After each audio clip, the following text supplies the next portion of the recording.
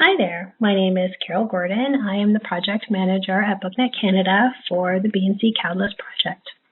Thanks for joining us today for our webinar to talk a little bit about essential tools for booksellers.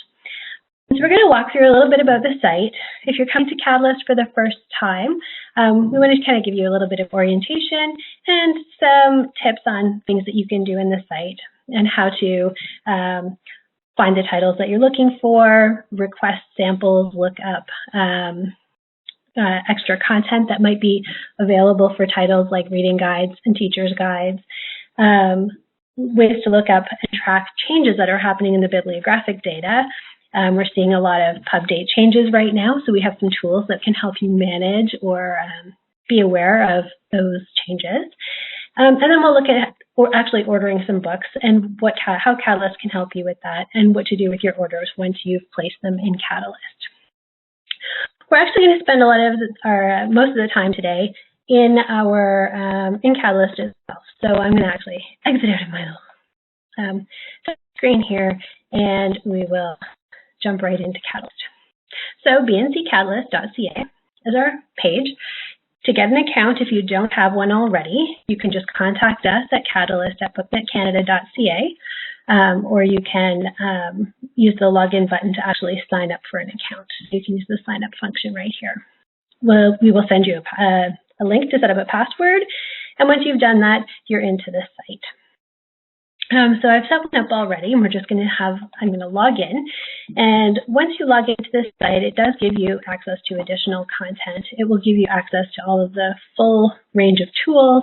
It will also give you more content on each of the title pages. So for example, you can get a table of contents, but if you want to look for excerpts or you want to see interior images on the children's books, you really do need to log in to see those extra content features. So to give you a little bit of a sense of what we've got on the homepage, drop-ins, so publishers can flag their drop-in titles as they are added. You can actually look up drop-ins that have been added month by month. And those are just single-click reports, just choose a month and go. We also have a little overview of the titles that are releasing this week, and you can also look up month-by-month releases and go. Those will return just a list and search results that you can then filter and so forth. And newest catalogs at the bottom here. So these are the most recent catalogs that have been posted. So in terms of how titles get added into CataList, on the left side here, this is our publisher list. So these are our participating publishers. Publishers are, they pay to list their titles on CataList, and that's what gives retailers their free access. So any retailer can get a free account to come and look up the titles for these publishers that have listed their catalogs. So maybe we'll actually just go in and look at a publisher page. So here we have Anik Press. So we can actually see when we look at this publisher, we can find out a little bit of information about them. We can get their follow buttons for social media. We can get links to their website, address information. Contacts are sometimes listed here as well. And what we will get is the publisher's catalogs as they've listed them. Sometimes there's options at the top to look up by specific imprints. For some of the bigger publishers, they're listing imprints individually. In this case, Anik is just listing everything in their seasonal catalogs. It's very straightforward and easy to just find their fall catalog, click into it, and start exploring. So you can explore your catalogs that way. If there's something that you are coming here looking for specifically, let's say you are looking for, let's look for like Inhabit Media. In the search box, you can look for books by Inhabit Media. You can also look for catalogs. If you have a list of ISBNs, you just want to look up a list, you can also copy and paste in a list here. Clicking the ISBN list button will pop up a window where you can add a list of ISBNs. In this case, I'm just going to have a look for catalogs. So here's our Inhabit Media catalogs. We don't have a fall catalog yet for fall 2020, but we do have their spring, so is their most current catalog.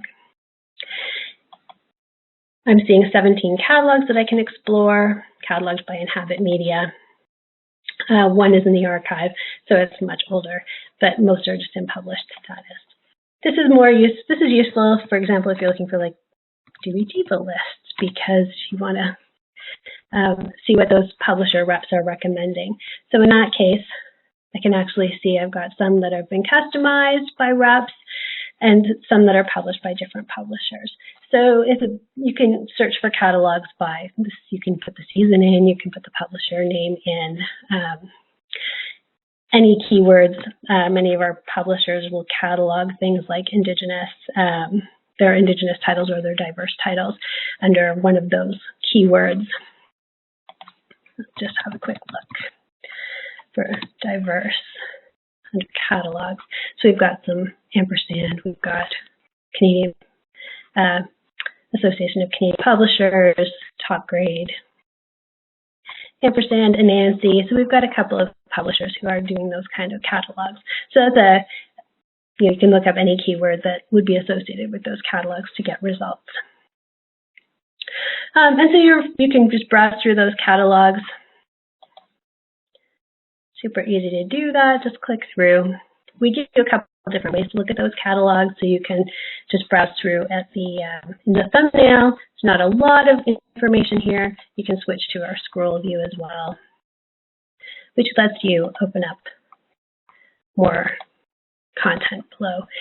Notes is something, if you ever want to leave notes for yourself, we add that to the title. Anytime you look at the title, you'll see your own notes. Some of our publishers will actually leave notes. You'll be able to see if they've entered additional notes, awards and reviews, all this kind of information. And of course, you can click through on a title to see the full detail page. In a full detail page, you're going to be able to access things like sales rights, full supply detail information, author bios, reviews, all of that. Comparable titles is a feature that if you are participating in our sales data program, which basically means you provide your store sales into the sales data program, you actually get access to all sales figures for the Canadian market. So you can actually see on the comparable titles how this previous edition did. If you're looking to purchase the new one, you can actually see how that's done in the marketplace and how your store has performed with previous titles or similar titles. So that's a really useful tool that's available to you as well. No cost again for retailers. If you're participating in sales data, you get access to the system and the data in CataList for free. If you're interested in that, just get in touch with us, CataList at booknetcanada.ca, or our sister product, sales data, at booknetcanada.ca, and we can give you all the information you need to know. I wanted to talk a little bit more about the search functions for books. So we just redid this, so there's going to be a few people out there I know who are interested in seeing what the new search does. So I'm actually going to look up indigenous as a keyword. So when you launch a keyword search, the system will pull back all matching titles. It's looking for any matches in the title, author, subtitle, publisher, most of the key fields. It's also looking up matches in title and publisher provided keywords. Sometimes that's a blessing, sometimes it's a curse, but what we are hoping to get the widest set of matches for your keyword searches. And then we allow you to really filter those down. I don't want to spend too much time on the filtering. I think it's pretty intuitive. I think going to be pretty intuitive for most of you. But we are returning everything in the system. So if you want to be able to limit to just active and forthcoming titles, you can absolutely do that. If you have other, you may not want to know what's out of stock or so forth, but if you're looking up a specific title, you do want it to return in the search because, of course, you may want to know if it's out of stock indefinitely or if a title's been canceled, for example. Filters can be compressed. we'll continue to show you the check mark to let you know that there's active fields being selected there. You can clear all fields pretty easily just from the top, right at the top. Publication date, you can set. Obviously, this is back pretty far. If you click on the date here, you can actually say, let's make this 2015. So we don't want anything that's too old. We'll start from May 1st there. And if you want to, for example, say, I'm just going to scroll back on this one. We just want to see maybe titles that are coming out before the end of this summer.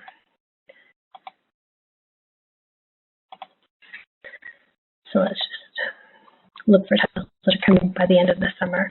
And so as you're filtering, you'll get an update on how many titles matched and how many titles you're filtered down to. So now we're looking at 612 of the 1,100 plus titles that are available. Audience, I just will explain a little bit because this is coming from the Onyx data that publishers feed us. So publishers provide all this data.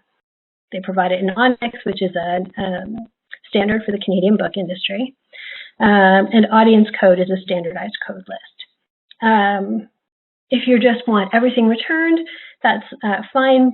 If you want to limit specifically to juvenile or juvenile and young adult, this gives you a very quick and easy way to limit those groups without you having to go into subjects and selecting all of the different subjects.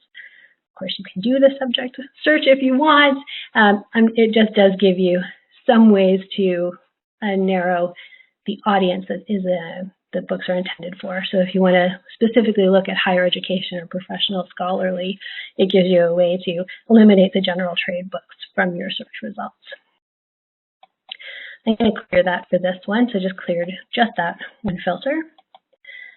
Subject, as I mentioned, this is using the BISAC subjects right now. So we are indexing Fema codes if publishers give them to us. Fema is a new subject classification scheme that is available it's an international scheme, whereas BISAC is typically just used in North America.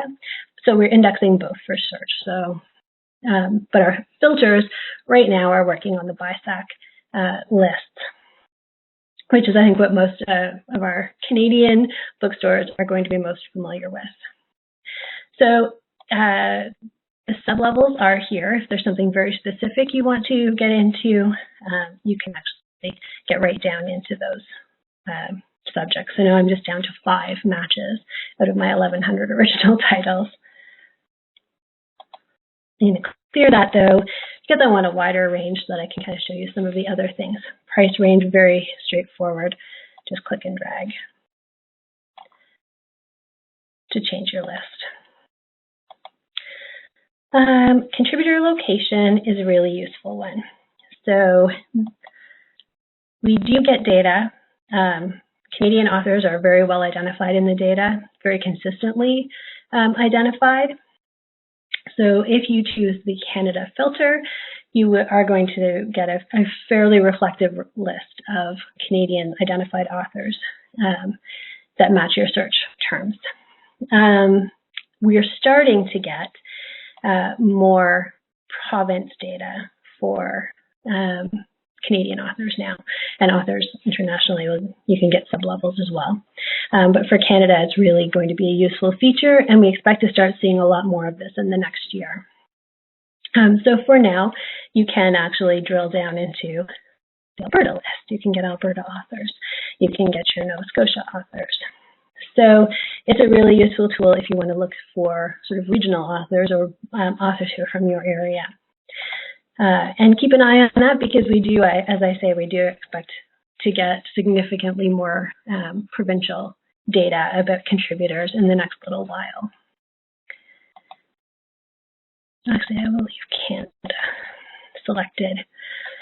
Geographical region, this comes from 2 potential data points that publishers can give us. So publishers can tell us there is a BISAC region code list. Typically, it's pretty high levels, 1 per province.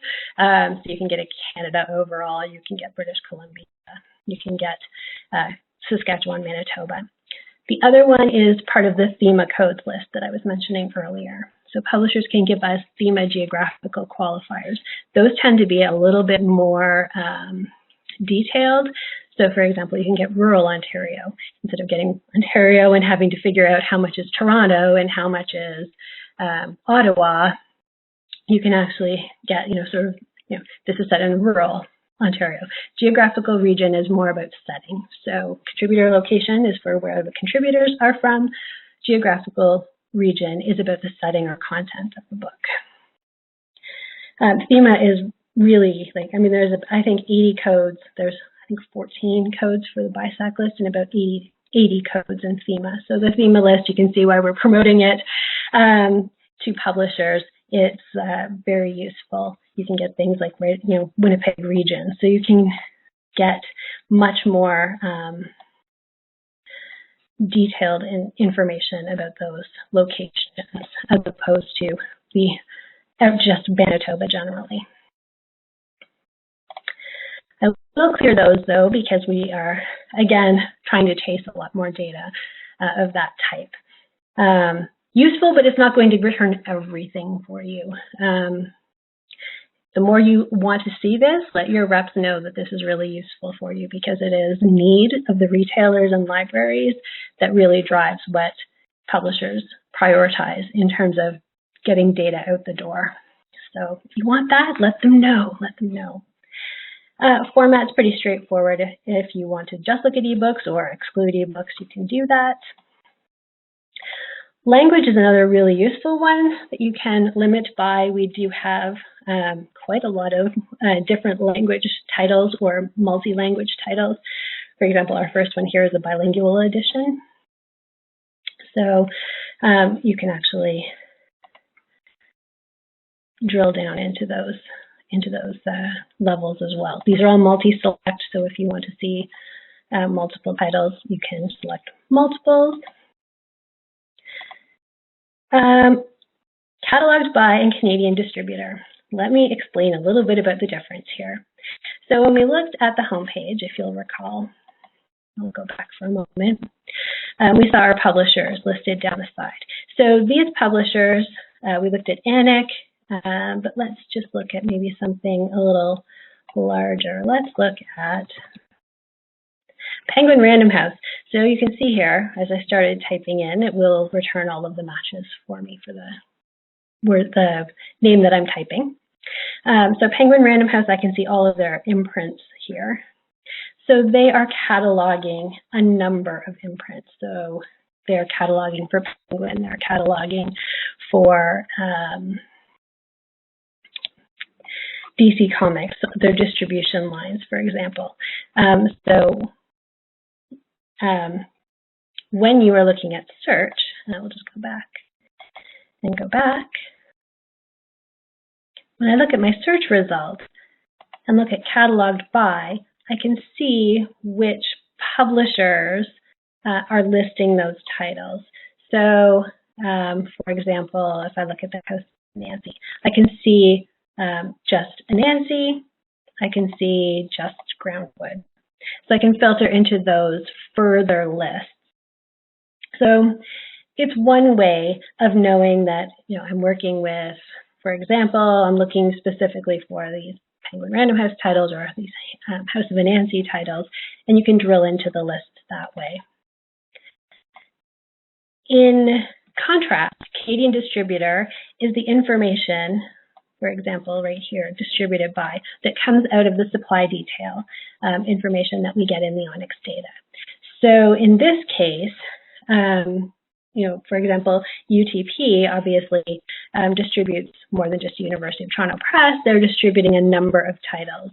So I can, the ORCA book list is probably very similar whether you're looking at cataloged by ORCA and distributed by ORCA.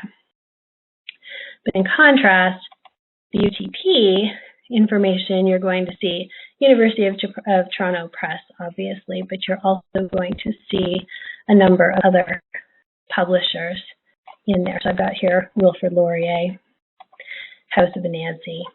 So you're seeing the distribution information. So that's useful if you know you wanted to place an order to a specific distributor. You can use this to kind of narrow down the list of titles that you're looking at.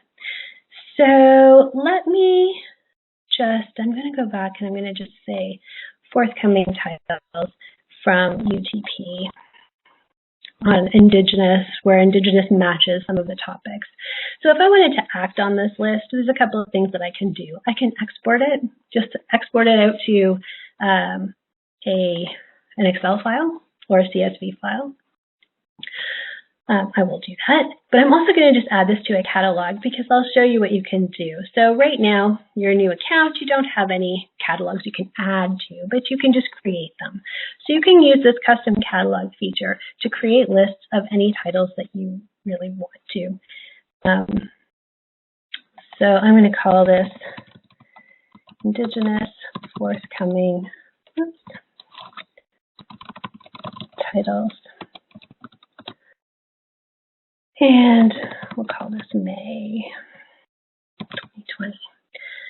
So I'll create that catalog, and it will send these 50 titles directly over to a catalog that I can reference later. We'll look at it in a moment. So I'm getting success that 50 titles were added to the catalog. And here, this is my download. So this is the one that I sent to download to Excel. And so there I can see. So when you sign up for CataList, you'll have a basic export setup.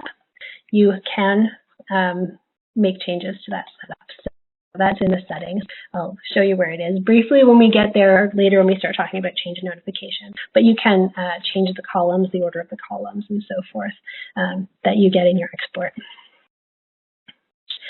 So I am going to actually just scroll on down here. I'm going to clear some of this.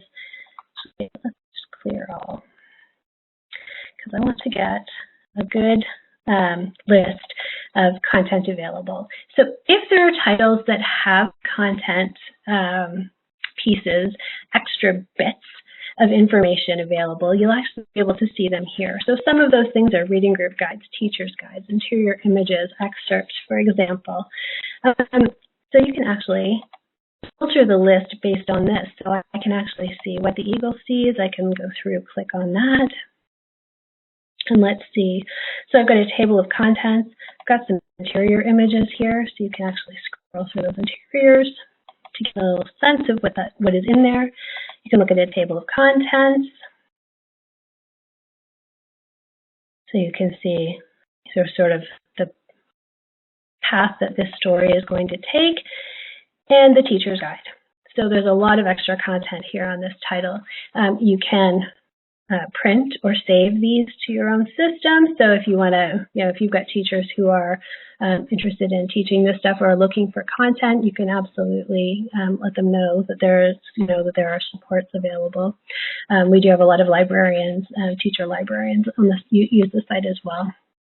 I find this really useful. Reading group guides is another really useful thing. So when I go back here, I can deselect this. There's something else that I did want to show you, and I'm going to limit this to a publisher that I know is using the feature. So Host BNC Press, on their forthcoming titles, if there is something that you are interested in getting more information about. So for example, if the title is forthcoming, here I've got one where there's no interiors, there's no excerpt yet. Publishers do have the option to turn on the ability to request advanced reading copies. So if you're looking at forthcoming titles only, so if it's already released, you won't see this option for sure. This one actually has two options. It is available at NetGalley. Any titles that are in CataList and are available at NetGalley, we automatically make that link. So if you want to request it in NetGalley, it's actually going to send you over to the NetGalley page, it will prompt you to log in. You have to sign in to see if it's available and so forth. So if you have a NetGalley account, you can actually just request the title there. If you want to request a reading copy, though, you can open the form here. This will actually is going to kick out an email that you'll get a copy of, and will go directly to the contact set up for reading copies at the publisher.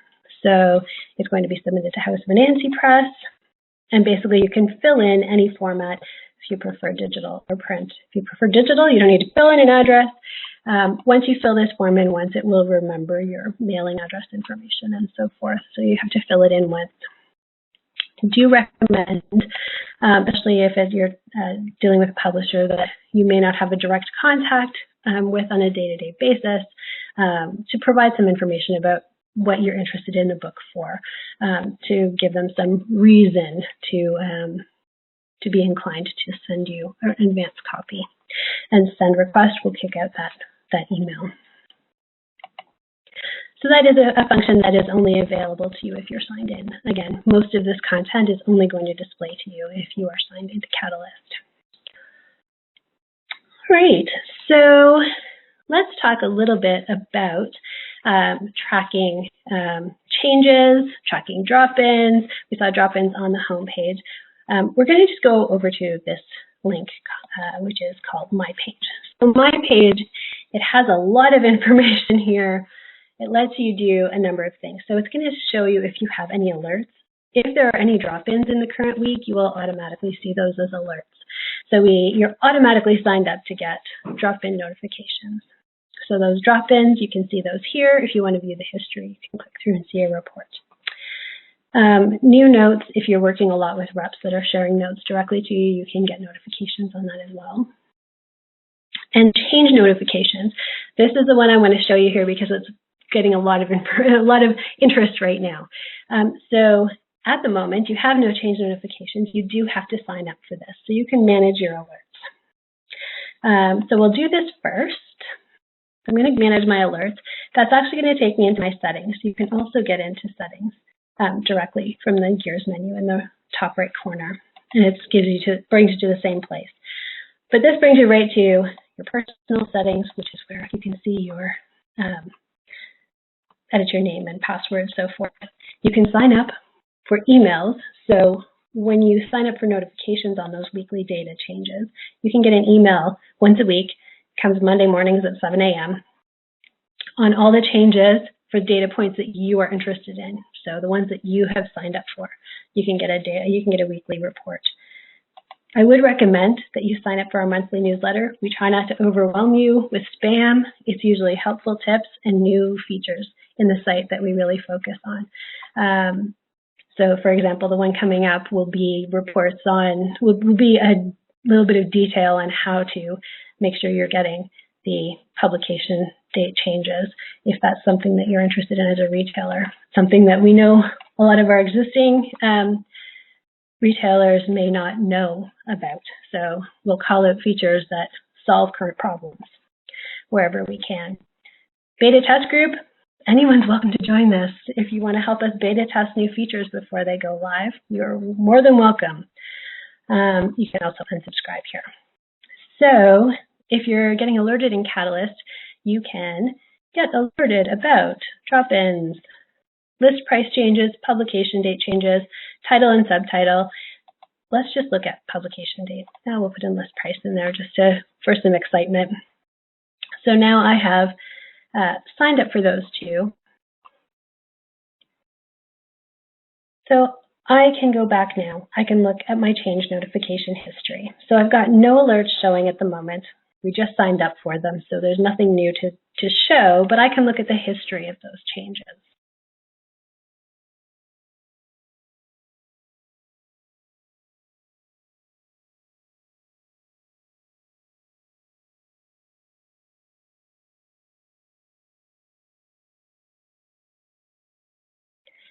So here I can see that for the two pieces of information that I'm following, publication date and list price, I can actually get a report of everything that's changed. So these changes are today's, and it goes back quite a ways.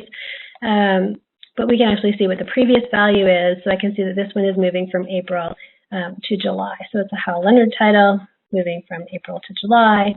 I can see price changes here. So something is dropped by a whole 5 cents. We're in the process right now, as I mentioned, signing up for the newsletter and making some changes to this report. So we're actually adding a couple of fields. So we're going to add our publication date status and publication status. So if titles are actually canceled, removed from the list, you can actually see that it's canceled rather than just postponed. You'll be able to see a net difference. So you can, sort on, these columns are sortable. So if I click on them, you can actually sort by publisher name. We're also going to add a download feature, so you can download this report at any time and work with it. If you want to, for example, add additional filters to the data and so forth. So this is our report that will let you track those last changes on forthcoming titles that have happened at least in the last 6 months. So it'll be an easy report to sort through, look at different publishers, see what's coming up in the near future. So that is our notifications. And again, you choose what information is useful to you, which pieces of information you want to be alerted on. So other things you can do on this page. Catalog creation, we created a custom catalog. If you have a list of ISBNs, you can use this function here to create a custom catalog. You can save those catalogs. You can save those catalogs and share them to other people in your account if you have multiple people. Load files, if you're doing a lot of notes, this is something that reps certainly will use, but you have access to that tool as well. PDF templates, all of our catalogs, you can export to a PDF. So your own custom catalogs, if you're building them, you can send that out to a PDF. You can also customize the templates for the PDF. So there's some tools there. If you're interested in that, there is a separate tutorial just on how to customize those PDF templates. I'm not going to get into it in this one, but by all means, you can check out in our CataList playlist. There is a separate webinar just on those PDFs. So below that is managing your catalogs. So if you have had reps that have sent you catalogs, you may actually see that there's some catalogs that have been sent to you here. So they'll be in received, ones that you've received. Any ones that you have created, so here's our catalog that we created with our Indigenous forthcoming titles for May. So this one, if I click on that, I can actually just see my catalog that I created. You can do all kinds of stuff here. You can edit this information. You can edit the information, lets you change the title, lets you add more ISBNs to it. Organize, I'll actually show you that one. Lets you sort by publication date, lets you sort by publisher, A to Z. You can look at your age range. You can remove titles if you want to remove them. Let's remove that one. There's some multi-level sorting there. Recipients, this is if you want to send it to share to other people in your account. You can, if you type in their names, as long as they have an account, they'll actually pop up and you can just add them directly here. Current status on this catalog is draft, so no one else sees it until you make it live, until you publish it. So if you're going to share them to other people in your account, then like other buyers, or if you have multiple stores and you have two of you that are working together on newsletters or so forth, you can do that. Use that feature for that kind of management.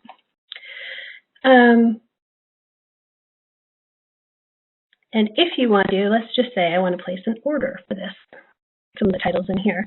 So we knew that these, actually I will just say that we know that these were all UTP titles that we were working with. So let's add that here because that's useful information for me to know when I'm working with this, that I can, that all these titles are distributed by UTP. So if I want to do some ordering, I think it's going to actually tell me.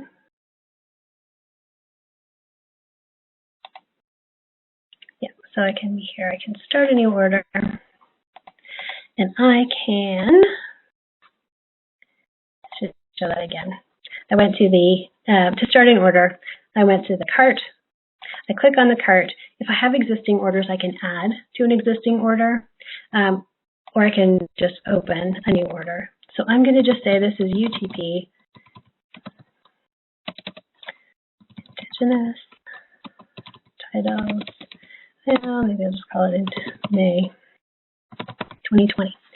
If you are working with a sales rep, for example, you want to send it directly to a sales rep. Let's say we're working with ampersand. We can actually choose an ampersand sales rep. Most of our sales reps are in the system. If you start typing in their name, they will likely pop up. If you're not working with a sales rep, that is totally fine. Let's just take that out because you're going to send this perhaps directly to UTP. If you have a purchase order number, this stuff is all optional. All you really need is an order name. You can do what you want with it after. If you know that you have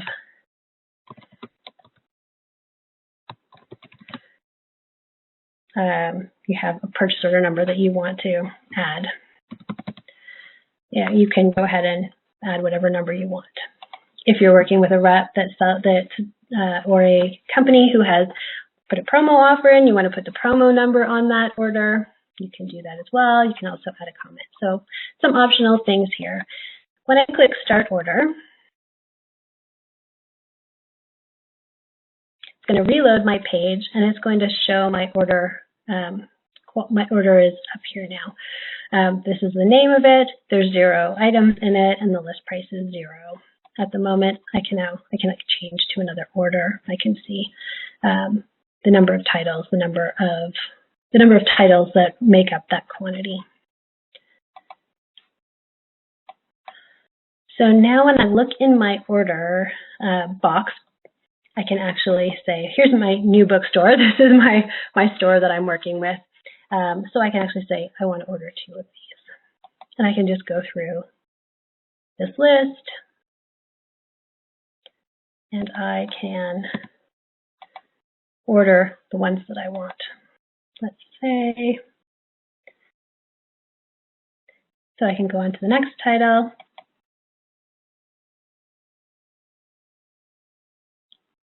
And so here I see, actually, I've got the same title. So if I wanted to see maybe side by side what numbers 2 and 3, titles 2 and 3 are, I'm going to skip to my scroll view, which lets me actually scroll through those titles. I think we looked at this briefly when we started.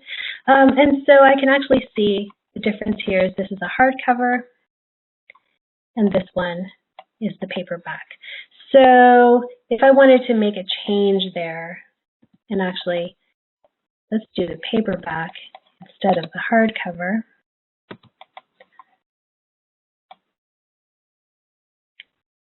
And then add, say, 2 more for this one.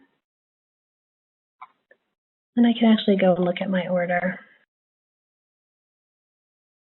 So I can actually see here, here's my order session I'm working on. If you have had any publishers that have taken orders in CataList on your behalf in the past, you may actually see that there's other orders historically. So I have one here that I did as a test previously where I was demonstrating taking an order as a rep on behalf of a retailer. So they have that ability as well.